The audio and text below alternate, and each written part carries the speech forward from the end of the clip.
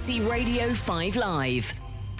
People across the UK have celebrated the new year with fireworks and street parties at normal capacity for the first time since the start of the COVID pandemic.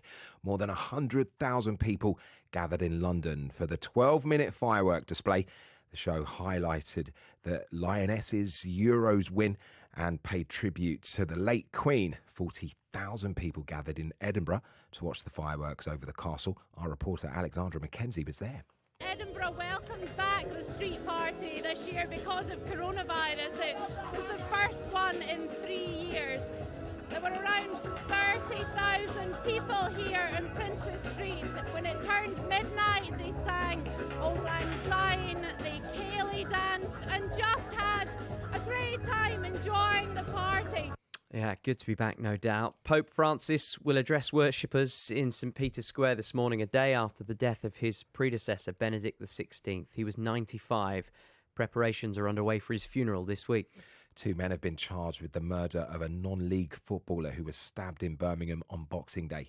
They'll appear before magistrates tomorrow. 23-year-old Cody Fisher was attacked in a nightclub in Digbeth. A 48-year-old man's died in an avalanche on Ben Nevis. Another man, aged 40, suffered serious injuries. Bad weather meant a rescue helicopter couldn't reach him until 8 hours after the alarm was raised.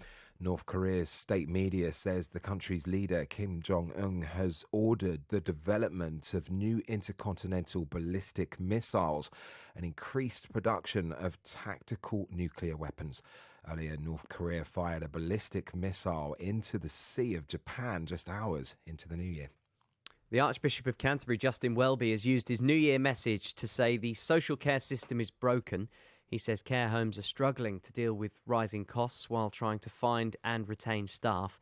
Mr Welby is due to publish a report on the social care system this month and is calling for everyone to help to improve it. We know our care system is broken, but it doesn't have to be. We can rise to the challenge of fixing it.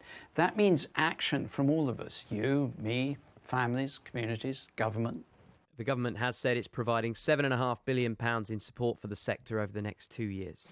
And an Arctic walrus has been drawing huge crowds after being found in Scarborough Harbour. The giant mammal's believed to be Thor, the same walrus spotted on the Hampshire coastline earlier this month. That's a long way. Very long way. In a month. So that walrus has gone, I think, 267 miles if he's driving, and I don't think he is, around the coast. Some swimming. Yeah, he's done pretty well. Good morning. Happy New Year. Sani Rudravajala is with us with the sport. Happy New Year, Chris. I'm surprised 267 miles. Did you Google that, or have you got that internal No, I mapping? Googled it.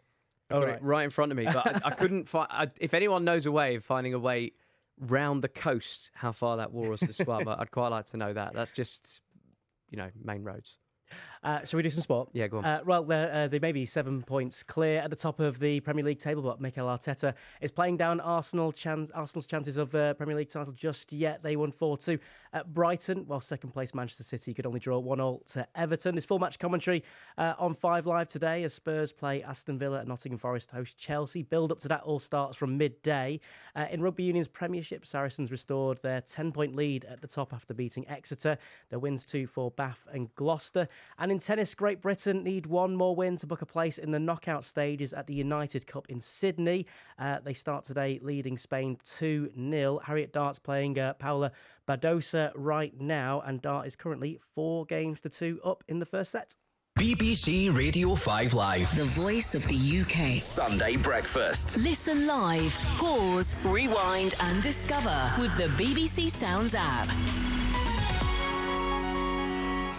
Well, Happy New Year and welcome to Sunday Breakfast. How's your New Year, Chris? I mean, I know we're only 7 hours into it, but how's it been so far and how was 2022? 2022 was a funny old year. We had a second child. I took 4 months off work to sort of welcome her in, and this is my first day back at work, so 2023 started with a bit of a bump.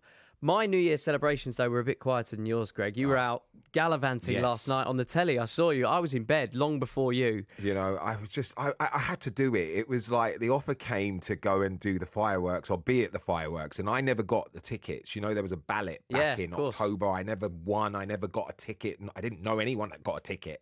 And then someone said, will you work New Year's Eve?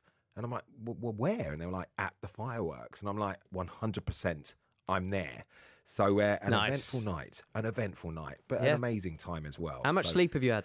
Do you know what? I've been quite good. I had exactly 3.5 hours. And then it's kind of, I told myself mentally it was a nap. So I've had a nap. I'll do 3 hours on the radio and then I'll have a proper sleep later, he says. But I've got vouchers for Christmas, so I want to go and spend them as well first today. Yeah, I mean, fair play. We spoke on the phone before the show today and I said, how are you feeling? You went, yeah, all right, just been for a run. Yes, I did run. I mean, it sounds so cool, right, to say I ran, I jog, I do jog. But I literally ran down the end of the street. I wasn't screaming because it was like 4 o'clock in the morning, but I just needed to get the blood pumping and kind of the body going. And like, I felt good. I feel great. I actually feel great now. I will do some little running steps in the studio soon.